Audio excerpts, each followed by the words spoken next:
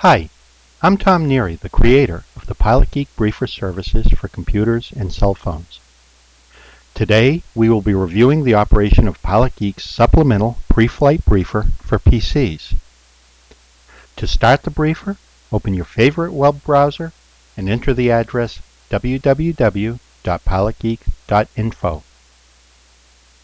The first time you start, you will be presented with a briefing for a 50 nautical mile radius around 1 Bravo 9er, my home base. The PilotGEEK briefer remembers the last route you requested and displays it on the next start. You can also force the briefer, as I'm doing here, to always start with the same route by adding a question mark INIT equal origination ID, comma, destination ID, comma, route width to the end of the address. You navigate the various pages of the PilotGEEK briefer by selecting the tab that corresponds to the data you wish to review. You are immediately notified of the presence of active TFRs in your trip's region by the red button labeled Active TFR. Clicking on this button will bring you to the list of the TFRs along your route. If there are no active TFRs, this button would not be shown, and if the FAA's TFR website is unavailable, you would be presented that information as well. So let's plan a trip to, say, Bethany, Pennsylvania. If you know the destination airport identifier for the airport closest to Bethany, then you can just enter it in the destination text box and select the Get Route button. But in this case, I'm not sure of the closest airport. So I'll use PilotGEEK's Find Airport feature by clicking the airplane icon. I will then enter Bethany as the city. I can add PA as the state, but in this case I didn't, so PilotGEEK will return the closest airports for all of the Bethanys throughout the country.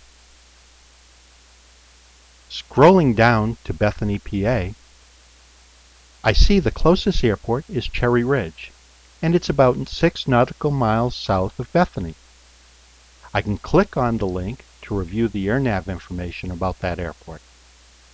In this case, the 2,400-foot runway is a good fit for my Cherokee 180, and there's even a restaurant on the field.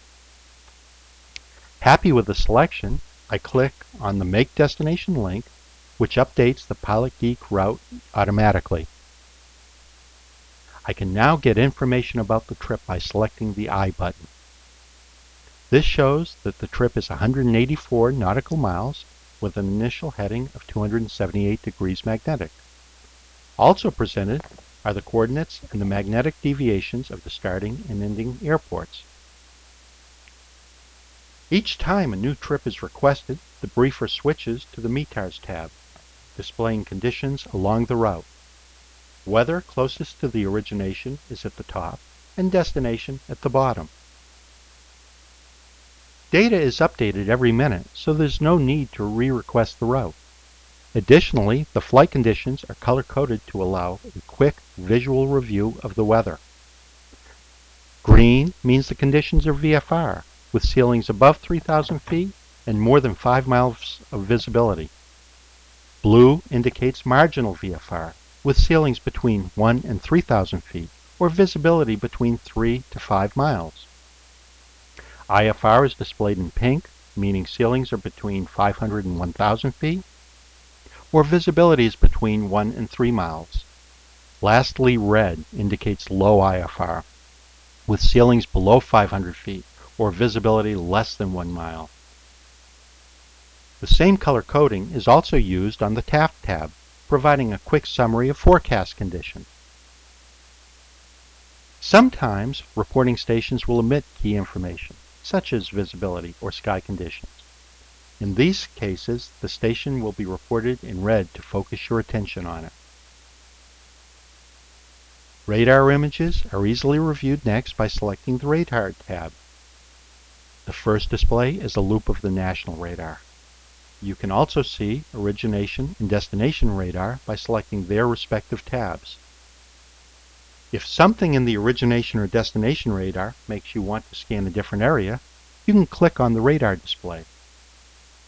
You will then be presented with a radar window that allows you to navigate, west, south, east, and north to get a complete view of all of the conditions.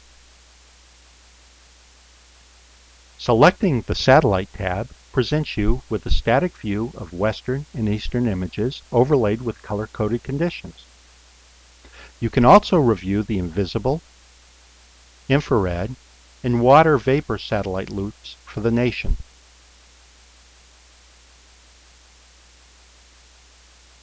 For weather forecast, select the TAF tab to see a color-coded display of forecast conditions along the route.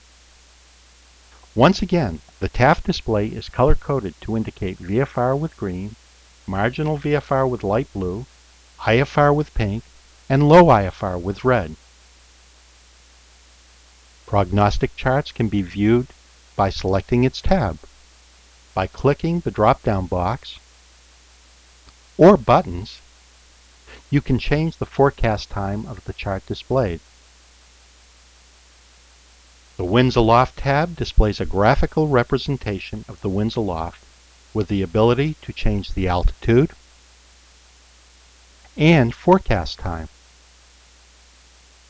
Winds and temperatures are also shown for the next 6 hours in the text format, allowing you to calculate headwinds.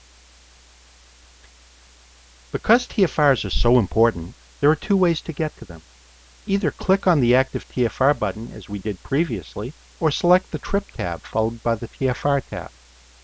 In both cases, you will be brought to the TFR tab, displaying only the TFRs in regions along your route, if there are any. If there are no TFRs along the route, then all TFRs in the country are displayed. But in that case, the button would not appear. By selecting the TFR's NOTAM number, you can get a complete information about that TFR. To return to the TFR summary, just click the tab again. Select the NOTAM tab to review the NOTAMs for both the origination and destination airports. In this case, there are no NOTAMs that will affect the planned takeoff or landing. With GPS approaches and routing, it is required that the satellite integrity be verified before flight to ensure that the installed GPS will have a minimum number of satellites in view during critical times. The RAIN tab shows predicted outages in red. Clicking on a specific area will give you the outage times as well as the coordinates of the selected area. You should configure the RAIN display for baro aiding if, like mine, your GPS monitors altitude using your blind encoder, as this requires the number of satellites to be reduced. You can also select different areas of the country, such as the Northeast, for a more detailed display. I always print out the knee boards for the origination and destination airports. PilotGEEK makes this easy by selecting the appropriate tab, then right-clicking on the displayed page and selecting Print.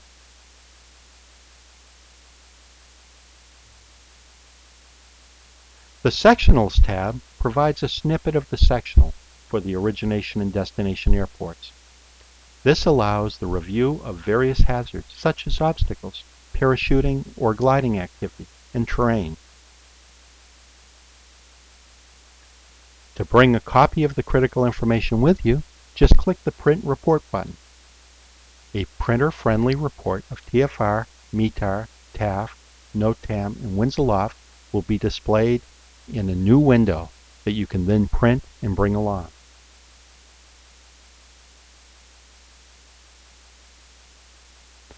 I hope you found this video instructional. I created the PilotGEEK briefing system to allow me to perform supplemental pre-flight briefings quickly and easily.